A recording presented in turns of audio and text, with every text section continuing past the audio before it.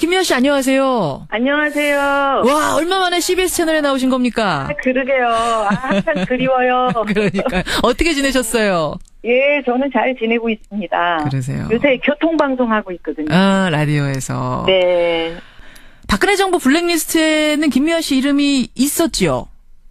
그건 제가 살펴보지는 않았습니다만은 블랙리스트는 이명박 정권 때부터 쭉 있었던 거 아닙니까? 박근혜 정부 블랙리스트에도 아마 있으셨을 거예요. 근데 네. 아니나 다를까 MB 정권에서도 블랙리스트가 존재했었고 거기에 82명의 문화예술인 이름이 쭉 적혀 있는데 김미아 씨 이름이 있더라고요. 보셨어요, 뉴스? 아니, 그러니까 저는 이런 뉴스를 들으면서 그래서 그때 그랬구나. 이런 퍼즐이 맞춰지는 퍼즐 맞추기? 혼자서 그걸 하고 있어요. 차라리 시원하게 이래서 이랬구나. 예, 한 조각이 없었는데 또 그 한 조각이 이렇게 채워지네? 이런 그 느낌 있잖아요. 그때는 어떠셨어요? 그 MB 정권 때 어떤 부분이 그렇게 좀 이상하셨어요? 예를 들면 2009년도에 그 이명박 정권에서 민간인 사찰을 했는데 거기에 파일 명의 하나가 나왔어요. MBC 김미화 진행자 교체 동향권 이렇게 목이 나왔단 말이죠. 저 그 기억나요, 어렴풋이. 예. 네, 그래서 2009년도에 그렇게 나를 민간인 사찰했기 때문에 2010년도에 KBS에서 블랙리스트 건이 불거지고 근데 또 2009년, 10년, 11년도에 계속해서 방송에서 내려가라고 압력이 있었는데 그 MBC 프로그램 라디오 진행할 때 사장님이 김재철 사장님으로 바뀌면서 본부장님은 오셔가지고 저한테 아침에 김미아 씨 잘해봅시다 파이팅 하고 올라가시면 저기 편성국장님이 부장님이 내려오셔가지고 저한테 본부장님이 좀 내려가시라고 하는데 이렇게 아니 이제 아까 전에는 화이팅하고 가신 분이 화이팅하고 갔는데 그 밑에 분이 또 내려오셔가지고 그만두시래요. 이렇게 아주 알 수 없는 행보들을 하니까 무슨 일이 벌어졌던 거예요? 그럼 그 사이에? 그거는 모르죠. 그러니까 그러면서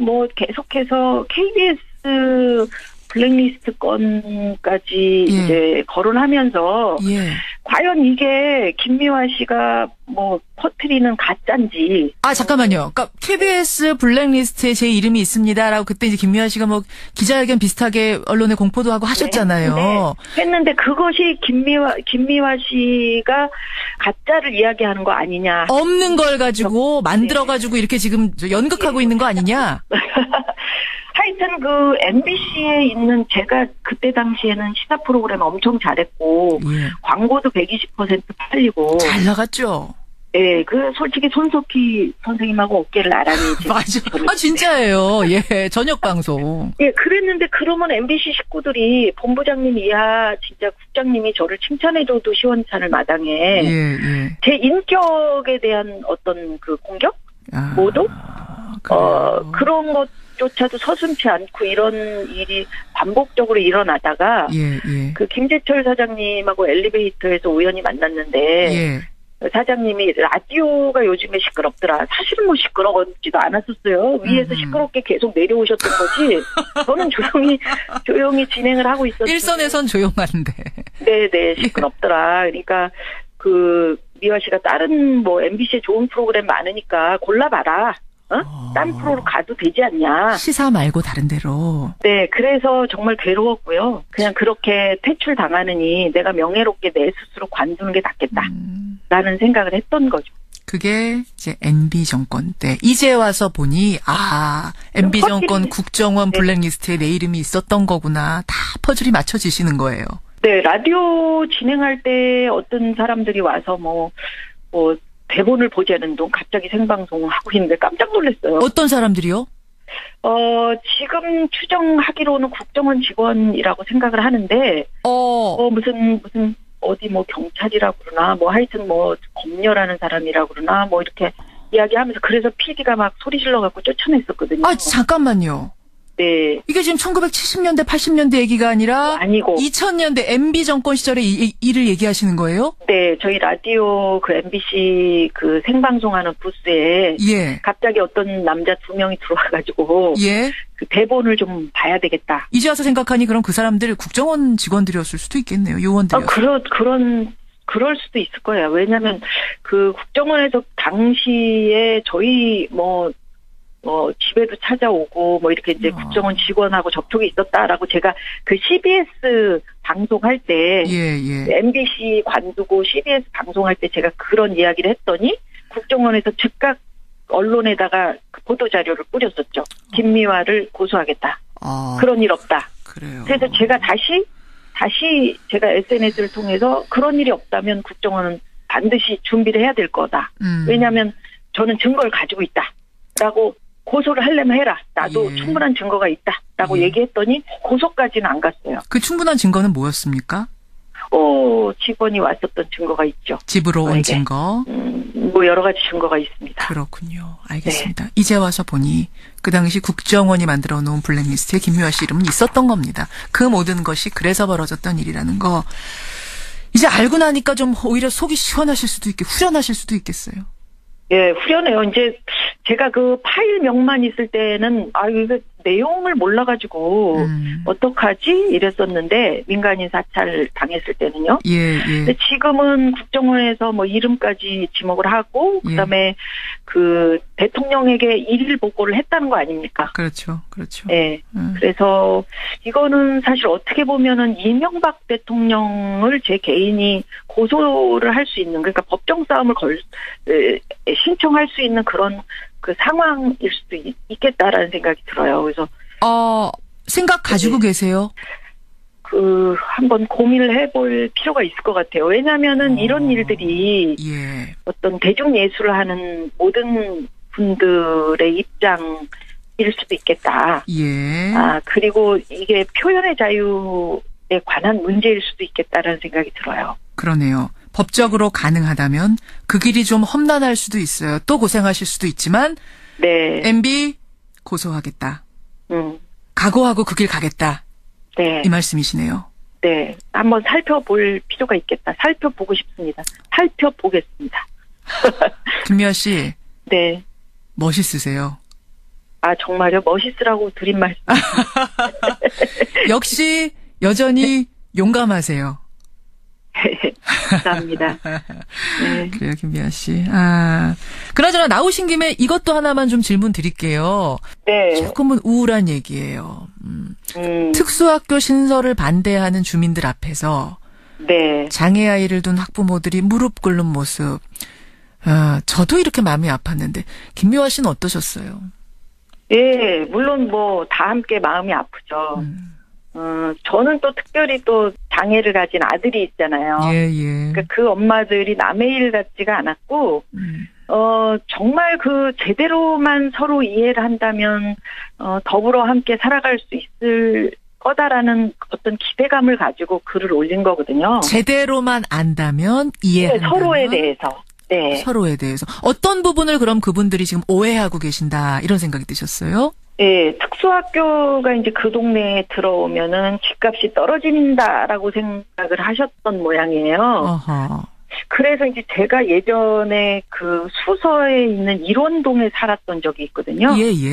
근데 제가 살 때 거기에 그 미랄학교라고 특수학교가 들어올 때 정말 그 오래전인데 반대가 엄청 심했었어요. 그게 한 90년대 초반 아니에요?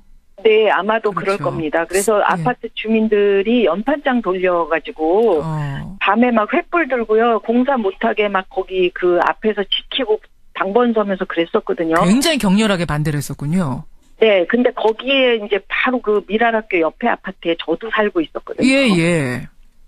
그래서 그런 광경들을 다 지켜보고 이제 하여튼 우여곡절 끝에 미랄학교가 만들어졌어요. 결국은 세워졌어요. 네, 그런데 집값이 떨어지기는커녕 지금 천정부지로 수서 얼마나 비쌉니까? 맞아요. 네, 땅값도 비싸고요. 그리고 오히려 주민들이 그 미랄학교에 정말 예쁜 커피숍도 또는 그 환경들이 있거든요. 그림전도 하고. 예. 거기서 더불어서 즐기시는 그런 그 증언들을 많이 하세요. 저도 가봤는데 엄청 예쁘더라고요. 주민들하고 지금은 너무 잘 어우러져서, 참 행복한 모습이다? 이렇게 표현하고 싶네요. 오해 마시라. 다 더불어서 잘 살고 집값도 쑥쑥 올라가고 있다. 그러니까 특수학교가 우리 동네에 하나쯤 있다는 게, 그 동네에 어쩌면 나중에 몇 년이 지난 후에는 자랑이 될 수 있을 거다라는 생각을 해요. 그리고 정말 마음 아픈 모습이었지만 무릎 꿇고 내 아이들을 위해서 우리 다 함께 살아요 하고 울었던 그 부모님들이 그 동네를 위해서 또 얼마나 많이 봉사를 하면서 서로 함께 더불어 살려고 노력을 하시겠어요. 그러니까 훨씬 한방병원 들어오는 것보다 저는 훨씬 더 그 동네에 떨어지는 이익도 많을 것이다. 왜냐하면 인구 유입이 엄청 많이 되잖아요. 그렇겠네요. 이익으로 쳐도 경제적인 이익으로 쳐도 그게 더 낫다. 이익으로 쳐도 장애를 가진 부모님들이 멀리 못 가요. 그러니까 그 동네로 다 들어가시죠. 집값 올릴 수 있는 어떤 요인이 집값으로 봐도 그러네요, 정말. 네네네. 아까 그러셨어요. 무릎 꿇은 그 학부모들 보면서 남일 같지 않았다. 같이 무릎 꿇으셨죠, 마음으로. 눈물 흘리셨죠. 네, 눈물을 흘렸어요. 장애가 있는 가족이 있는 경우에, 그 가족들의 소원이 뭐냐면, 장애를 가진 사람보다 3일만 더 살게 해줬으면 하는 소원이 있어요. 왜냐하면 내가 이렇게 좀 정리를 해주고, 그리고 내가 뒤따라 가고 싶다 하는 그런 소망들이 있거든요. 그런 마음을 이렇게 좀 헤아려 보니까,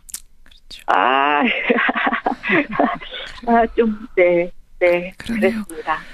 지금 아이가 많이 컸죠? 몇 살이죠?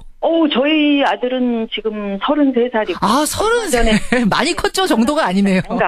장가 갔습니다. 장가 갔습니까? 네, 베트남 아가씨하고 결혼했어요. 축하드려요. 네. 며느리 보셨네요. 네, 며느리 본 지 한 2달 됐습니다. 그래. 네. 재혼을 해서 아들을 하나 얻으신 셈인데. 네. 그래 쭉 같이 살면서 장애인을 바라보는 우리 사회의 눈, 인식이 전보다 많이 나아진 줄 알았는데 내가 당해보니 그게 아니더라 싶을 때도 덜어 있으셨어요? 그럼요. 아직은 그렇죠. 근데 이제 점점 나아질 거라는 희망을 저는 가지고 있습니다. 조금씩이라도 변하는 건 느껴지세요? 예, 많이 그래도 장애를 가진 분들에 대해서 이해의 폭이 좀 넓어졌고요. 제가 길거리 가도 아드님 잘 있어요? 그러고 물어봐 주시는 분들도 계시고. 그래요. 김미화 씨와 대화를 나누면서 저는 희망을 보내요. 감사합니다. 방송인 김미화 씨 여러분 지금 만나고 있습니다. 그나저나 나오신 김에 이것도 하나만 좀 질문 드릴게요. 네. 오늘 장애인 학교 문제, 블랙리스트 문제 다 좀 우울한 얘기 나눴는데 다음에 출연하실 때는 우리 다 훌훌 털고 하하하 호호호 웃을 수 있는 일로 초대하겠습니다. 네, 국민들 웃음 짓게 만드는 코미디언이 되고 싶습니다. 그렇게 남고 싶습니다. 정통 코미디에서도 뵙기를 기대하겠습니다. 네, 고맙습니다. 감사합니다. 방송인 김미화 씨였습니다. 남자 2명이 들어와가지고 그 대본을 좀 봐야 되겠다. 이제 와서 생각하니 그럼 그 사람들 국정원 직원들이었을 수도 있겠네요. 요원들이었을 그럴 수도 있을 거예요. 왜냐하면 국정원에서 당시에 저희 집에도 찾아오고 이렇게 이제 국정원 직원하고 접촉이 있었다라고 제가 CBS 방송할 때 MBC 관두고 CBS 방송할 때 제가 그런 이야기를 했더니 국정원에서 즉각 언론에다가 보도 자료를 뿌렸었죠. 김미화를 고소하겠다. 그런 일 없다. 그래요. 그래서 제가 다시 제가 SNS를 통해서 그런 일이 없다면 국정원은 반드시 준비를 해야 될 거다.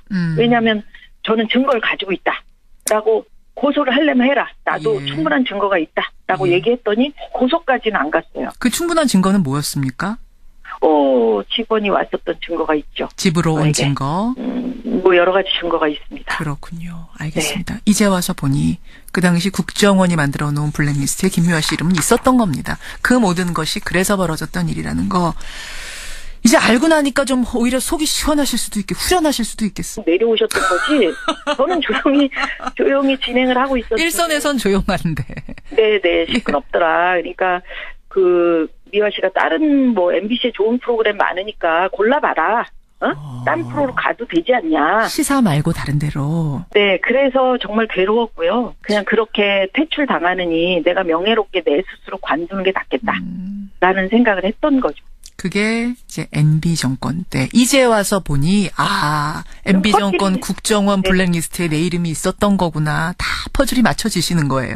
네, 라디오 진행할 때 어떤 사람들이 와서 뭐 대본을 보지 않은 동 갑자기 생방송을 하고 있는데 깜짝 놀랐어요. 어떤 사람들이요?